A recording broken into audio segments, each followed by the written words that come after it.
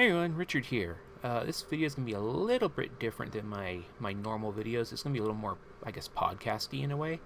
I recently finished Star Wars Acolyte, and I have quite a few thoughts about it, and I kind of wanted to just sort of speak them aloud to get a better sense of them for myself, and I figured why not record them, put them together in here. I don't necessarily think this is going to be coherent at all, so if you want like a coherent breakdown of all this, probably not the video for you. This is just going to be sort of my ramblings. But yeah, let's just get into it. Before I even really dive into this, spoiler warning, because I'm going to be spoiling some of the ending stuff here.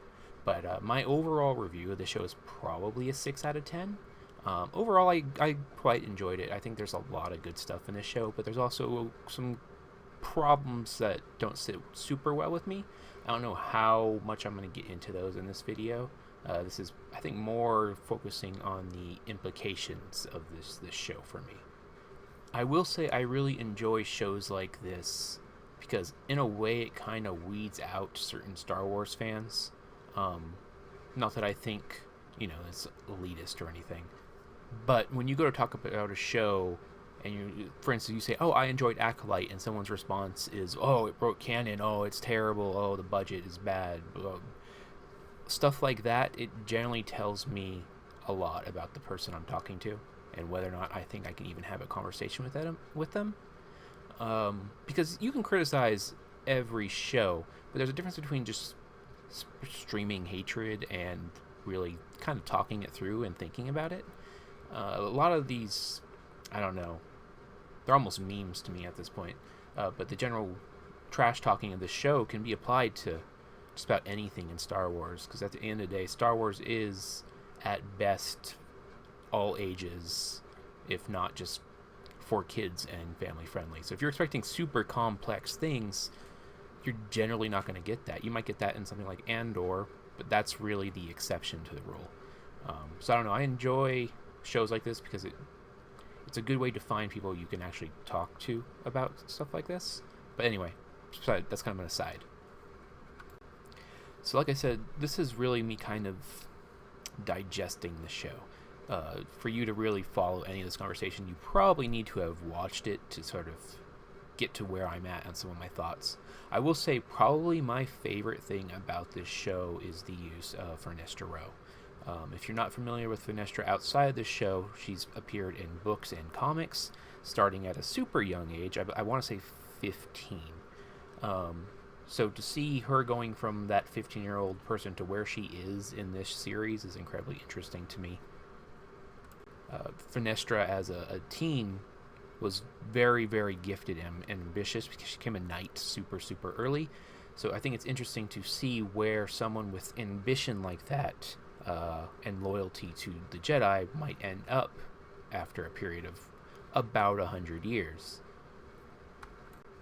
In this show, she's borderline Jedi politician, honestly, the way she's kind of negotiating her way with relationships with the senators.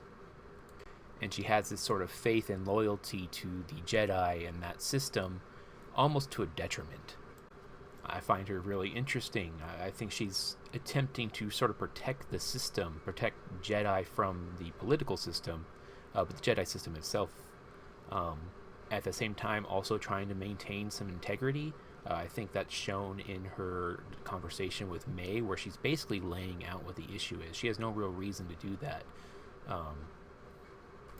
May's memory was wiped. She could literally tell May anything she wants. So the fact that she is sort of telling May the truth, I don't think Vernestra is a bad person. I think she's a little misguided and compromising some ideals for what she feels is right, which is kind of a theme of this show in general. Feelings, emotions. If anything, I think this show really kind of breaks down the Jedi psyche. Kind of dives into some things you see in like the prequels and stuff, but it really kind of sends some things home. And that's really that the Jedis aren't robots. They're not gods. They're not infallible. At the end of the day, they're still human, and they have feelings. They try to manage those feelings and not be consumed by them, but they have feelings. Even the senator character really kind of lays it out where you act like you have control of this, but you don't, and that's going to be a problem. Jedi are really kind of constantly led by their feelings. You say you feel something through the Force, and I think Qui-Gon and Sol are really good examples of that. I mean, you look at Qui-Gon, and he felt something in Anakin, and he chose to take Anakin in the same way Sol felt something in AHSOKA, and he chose to take AHSOKA. Both kind of lead to cataclysmic problems for the Jedi. Sol arguably screwed up quite a bit more, but Qui-Gon obviously had great more implications on the well-being of the Jedi. And all this mention emotion is really just to sell home that at the end of the day, the Jedi are still people, quote unquote. They still feel. They have an ideal they live up to, but they are not above that. They are still a flawed group.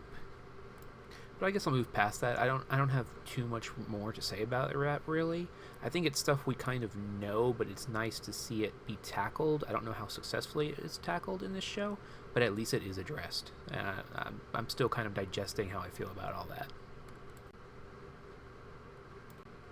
I will say another thing I did really like about this series is kind of the trajectory of the Jedi and how it's laid out.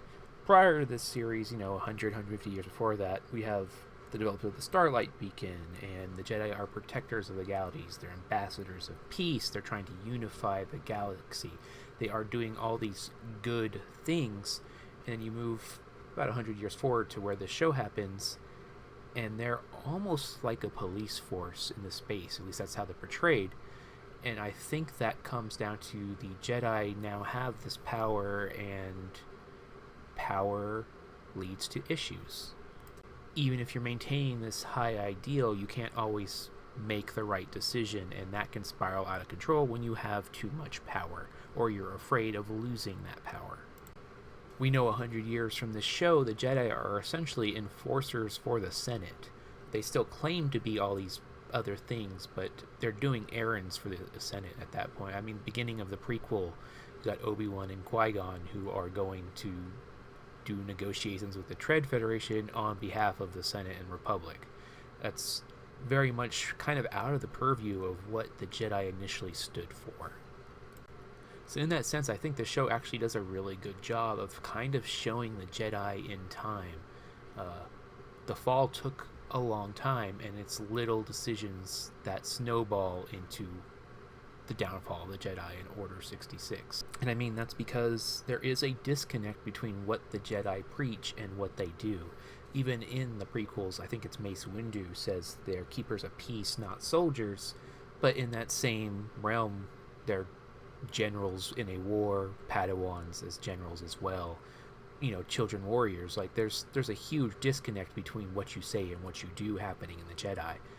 And I think that is a good sort of foreshadowing starting to happen here.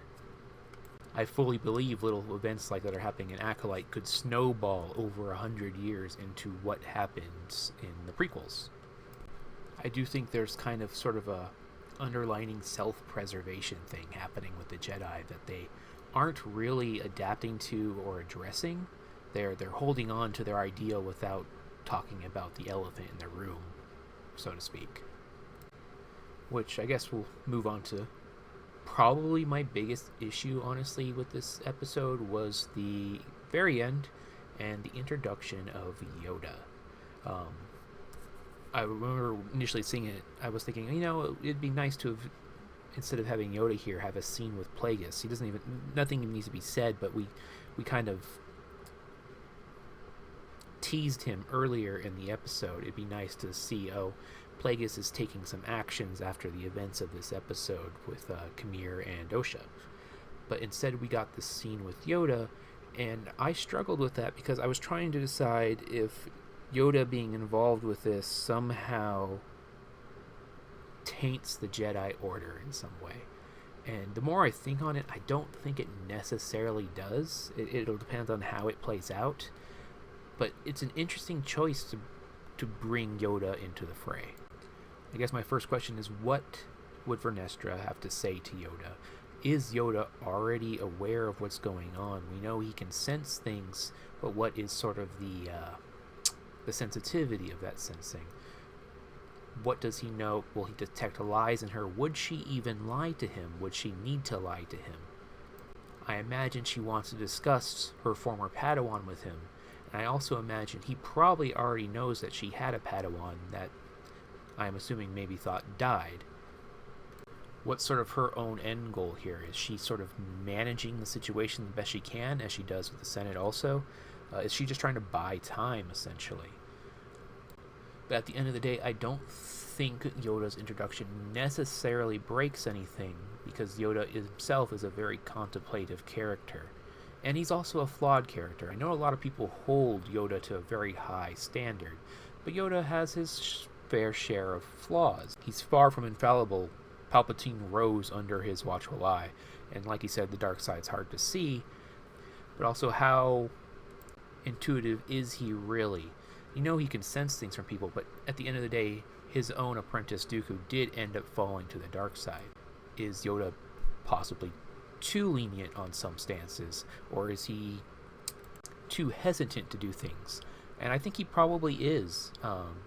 These aren't condemning things about Yoda, but when you think about it realistically, there's so little time between in the events of this episode. I don't really think anything with Yoda thus far breaks anything. I think, depending on what Vernestra says to him and his response, some interesting questions can rise up, but I do think there's a way she can negotiate that conversation to not set off too many alarms with him. He might get the sense that something's off, but you would get the sense that something's off with anyone who's trying to talk to you about a Padawan they thought they lost and now may be back. There's quite a bit to unpack there. I'm not entirely convinced myself on how I feel about it. It's honestly probably going to take a while for me to get there. But as of right now, I'm not overly upset by it. I think there were better ways to do it. I don't think a Yoda scene was even needed right there. But him being there doesn't make me hate everything, essentially. I don't know that this show will get a season 2, or if I believe it could happen. I would like to see one, or at the very least I'd like to see some of the story explored in other media. A book or comics would be amazing, because I actually am pretty invested in these characters. I think they're all interesting in their own way. I'm very curious to see what happens with Kamir and Osha.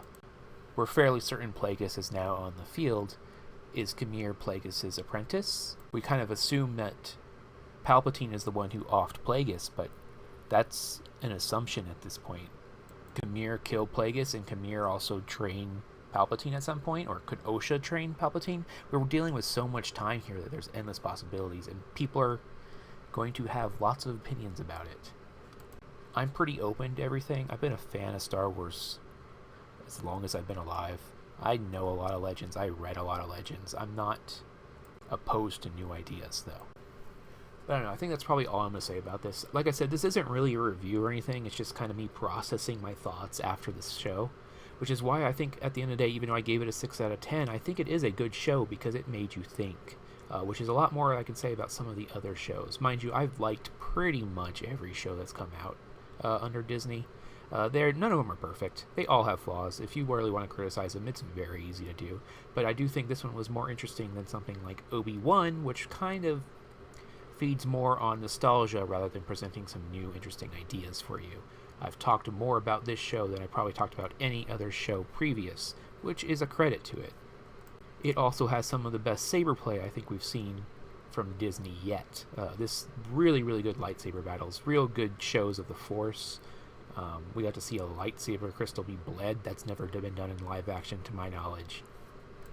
And they sprinkled in lots of little references from things from Legends in this show, which I think it deserves more credit for.